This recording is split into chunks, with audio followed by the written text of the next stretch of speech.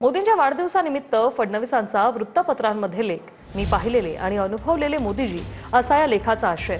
आज भारत यशाची शिखरं केवळ मोदींमुळेच गाठतोय असं फडणवीसांनी आपल्या लेखात म्हटलंय। अन्य राज्यांपेक्षा महाराष्ट्रासाठी मोदींचं योगदान काकणभर जास्तच आहे असंही फडणवीस म्हणाले। काय नेमकं लिहिलंय पाहूया। लोकसेवेचा, लोककल्याणाचा, सुशासनाचा, नेतृत्व कौशल्याचा कालखंड देदीप्यमान झाला। हा कालखंड त्यांच्यातील स्वयंसेवकत्वामुळे देदीप्यमान झाला। संपूर्ण प्रवासात मोदींनी कर्मयोग जपला। निर्णयाची प्रशंसा होणार की त्यावर टीका होणार याची पर्वा ते करत नाहीत। 2019चा पुलवामा हल्ला की अगदी हल्लीचा पहलगाम हल्ला, मोदीजींनी कधीच मागे वळून पाहिलं नाही। महाराष्ट्रावर मोदीजींचं विशेष प्रेम आहे। महाराजांवर त्यांची आस्था आहे। आंबेडकरांचे संविधान त्यांचं प्रमाण आहे। सावरकर त्यांचे अधिष्ठान आहे। मराठीला अभिजात दर्जा मिळवण्यासाठी मोदीजींनीच पुढाकार घेतला आणि निर्णय सोपा झाला। अन्य राज्यांपेक्षा महाराष्ट्रात त्यांचा वाटा काकणभर अधिकच आणि आम्हाला त्याचा सार्थ अभिमान असं फडणवीसांनी लिहिलंय। मोदींच्या वाढदिवसानिमित्त शिंदेंचा वर्तमानपत्रात विशेष लेख एकनाथ शिंदेंकडून मोदींचं अभिष्ट चिंतन करणारा हा लेख आहे।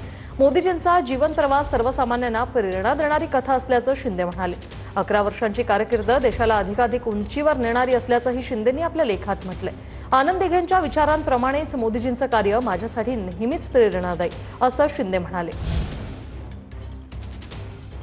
शिंदेंनी काय म्हटलंय पाहूया। नरेंद्र मोदी हे नाव घेतलं की जनतेचा नेता, जगाचा आदर्श ही युक्ती आठवते। मोदीजींचा जीवन प्रवास म्हणजे नुसती यशोगाथा नाही, करोडो गरीब आणि सर्वसामान्यांना प्रेरणा देणारी कथा आहे। मोदींची 11 वर्षाची कारकीर्द देशाला अधिकाधिक उंचीवर नेणारी आहे।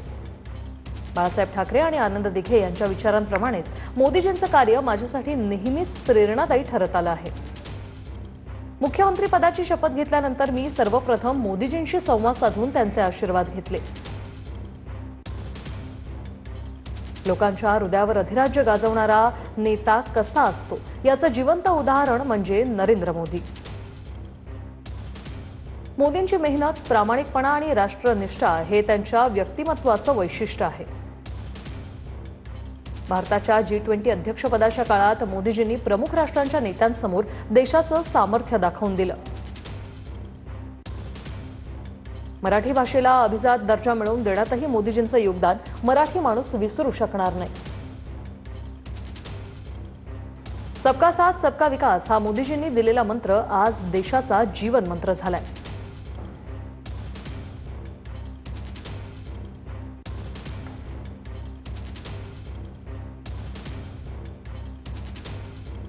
जीएसटीचा सोल आहे वन टॅक्स वन नेशन। त्याच्यामुळे वन टॅक्सच तो झाला पाहिजे। आणि दुसरं टॅक्सेशनमध्ये अजून क्लॅरिटी आली नाही आहे की तो जो रिफंडचा भाग आहे त्याच्यात अजून क्लॅरिटी आलेली नाही आहे। त्याच्यामुळे नक्की काय आहे ते त्याची थोडासा जसं ते अनफोल्ड होईल तसं आपल्याला कळेल। 75 वर्ष पूर्ण झाल्यानंतर मोदी नेतृत्व होती अशा चर्चा होत्या, आता तसं होईल असं वाटतं? याचं उत्तर गणेश कला क्रीडा। कारण काय आरोप प्रत्यारोप त्यांनीच सगळ्यांनी केले, सगळेच तिथे दुपारी असतील। तुम्ही जा, तुम जियो हजारो साल, साल के दिन हो 50,000।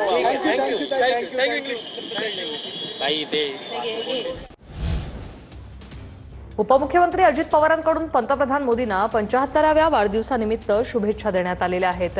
देशाला विकासाची नवी दिशा देणारे लोकप्रिय पंतप्रधान असं अजित पवार म्हणतात। आपल्या नेतृत्वाखाली भारत आणखी सबल, समृद्ध, आत्मनिर्भर होईल असं अजित पवारांनी शुभेच्छा देताना म्हटलंय। काय म्हटलंय पाहूया। सर्व समाज घटकाच्या प्रगतीसाठी सदैव कार्यरत असणारे आणि देशाला विकासाची नवी दिशा देणारे पंतप्रधान। लोकप्रिय पंतप्रधान नरेंद्र मोदींना वाढदिवसाच्या शुभेच्छा। आपल्या नेतृत्वाखाली भारत आणखी सबल, समृद्ध आणि आत्मनिर्भर होईल। आपणास चांगलं आरोग्य आणि दीर्घायुष्य लाभो ही सदिच्छा।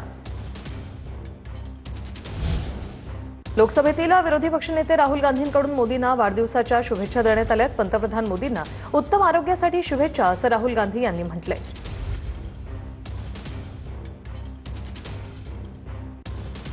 पंतप्रधान नरेंद्र मोदीजींना वाढदिवसाच्या हार्दिक शुभेच्छा।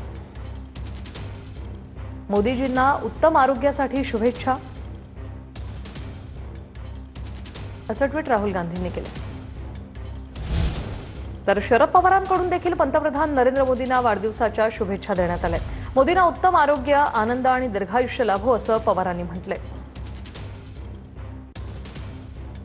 तुमच्या वाढदिवसानिमित्त मी तुम्हाला हार्दिक शुभेच्छा देतो. तुम्हाला उत्तम आरोग्य, आनंद आणि दीर्घायुष्य लाभो असं ट्विट शरद पवार यांनी केलंय. तर तुमच्या सक्षम मार्गदर्शनाखाली आपल्या देशाची प्रगती सतत होत राहो. येणाऱ्या काळात त्यांचं अधिकाधिक कल्याण आणि विकास होत राहो अशी मी आशा करतो.